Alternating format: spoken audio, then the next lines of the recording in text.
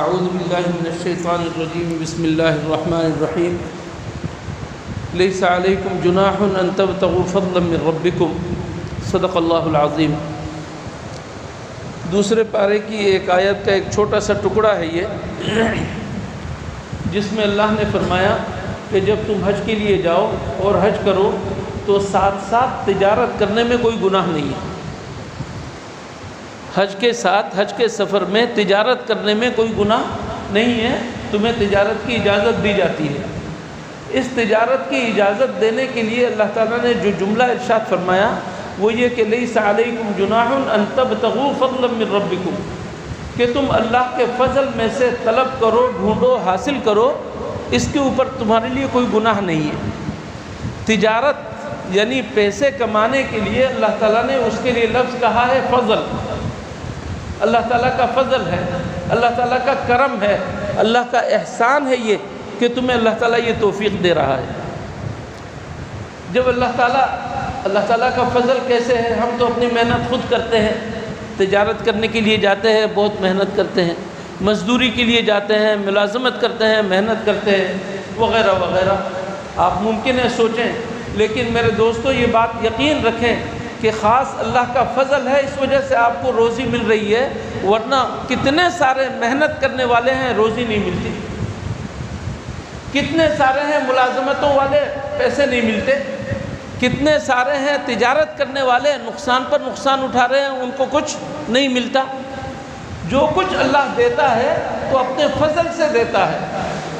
ایک کھیتی باڑی کرنے والا اپنا روزگار روزی کھیت سے نکالتا ہے، کیا کرتا ہے؟ اس کے لیے زمین کو ہموار کرتا ہے، زمین کو نرم کرتا ہے، زمین کے اندر سے سخت قسم کے پتھر اور جھاڑ جھنکار ان چیزوں کو صاف کرتا ہے، اس کے اوپر پانی دیتا ہے، نرم کرتا ہے، کھاد ملاتا ہے، اور بھی آج کل جو کچھ کیمیکل ہے وہ سب کچھ کرتا ہے، بیج ڈال دیتا ہے، بس اس کا کام ختم۔ بیج ڈال دینے سے اسے روزی مل گئی کیا؟ اس وقت تک روزی نہیں ملے گی جب تک اللہ تعالیٰ اس بیج کو پھوڑے گا نہیں اور اس سے کوپل نہیں نکالے گا۔ معلوم ہوا کہ اللہ تعالیٰ روزی دیتا ہے، اللہ کے سوا کوئی اور روزی نہیں دیتا۔ آپ تجارت کے لیے جاتے ہیں، ملکوں سفر کر رہے ہیں، جاپان سے آپ کی تجارت ہے، آسٹریلیا سے آپ کی تجارت ہے، کینیڈا اور امریکہ آپ مار کر رہے ہیں، ملٹی نیشنل آپ کی تجارت ہے، لیکن ڈھاک کے 3 پات آپ کو کچھ حاصل نہیں ہوگا اگر اللہ کا فضل کوئی نہ ہو۔ کتنے سارے لوگ ہیں دیوالیہ نکل جاتا ہے اور پھر روتے پھرتے ہیں کہ میں تجارت کر رہا تھا، سارا سرمایہ ڈوب گیا۔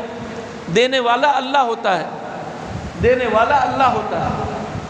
آپ ملازمت کے لیے کسی فیکٹری میں جاتے ہیں تو فیکٹری میں آپ کی طرف دل مائل کر دیتا ہے اللہ تعالیٰ اس مینیجر کو، وہاں کے مالک کو، پھر آپ کو وہ قبول کر لیتا ہے، پھر آپ کام کرتے ہیں تو کام کو وہ پسند کرتا ہے، پھر آپ کو پیسے ملتے ہیں۔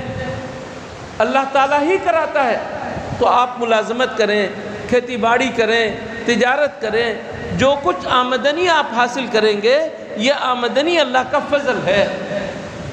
لہذا کبھی بھی یہ نہیں سوچنا چاہیے کہ میں اپنی قوت بازو سے حاصل کر رہا ہوں، میں اپنی محنت سے حاصل کر رہا ہوں، یہ نہیں سوچنا چاہیے، بلکہ یہ سمجھنا چاہیے جو کچھ اللہ روزی روزگار مجھے دے رہا ہے یہ اللہ کا فضل ہے۔ ایک بات تو یہ اس آیت سے یہ بات سمجھ میں آئی۔ دوسرے فرمایا فضلا من ربکم، اپنے رب کی طرف سے تمہارے لیے فضل ہے، یہ تمہارے رب کی طرف سے تمہارے لیے فضل ہے۔ لہٰذا جب تم اس روزی کو کمانے کے لیے نکلو، دیکھو اللہ کا فضل حرام کے اوپر کے ساتھ نہیں ہے، حلال کے ساتھ ہے، جائز کے ساتھ ہے۔ کہیں سودی کاروبار مت کرنا، سودی قرضے مت لینا، سودی انداز سے تم دکان میں تجارت مت کرنا، اور اس طرح ناجائز طریقے سے بیچنے اور خریدنے کا عمل مت کرنا۔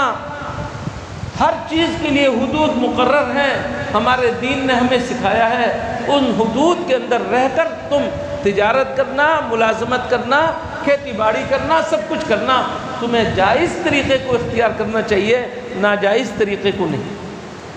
جائز طریقے کو اختیار کرنا چاہیے، ناجائز طریقے کو نہیں۔ اس ایک جملے سے اللہ جل شانہ نے ہمیں ہماری حقیقت بھی بتا دی کہ تم جتنے بھی فنکار ہو، جتنے بھی ماہر ہو، ہنرمند ہو، کمانے والے ہو، تمہارے اندر کے ہنر اور کمال کی بات نہیں، اللہ کا فضل ہے، اور اللہ کا فضل حلال اور جائز کے ساتھ ہے، لہذا حرام کی طرف نہیں جانا چاہیے۔ اللہ تعالی ہمیں ان باتوں پر عمل کرنے کی توفیق عطا فرمائے۔ وآخر دعوانا ان الحمد للہ رب العالمین۔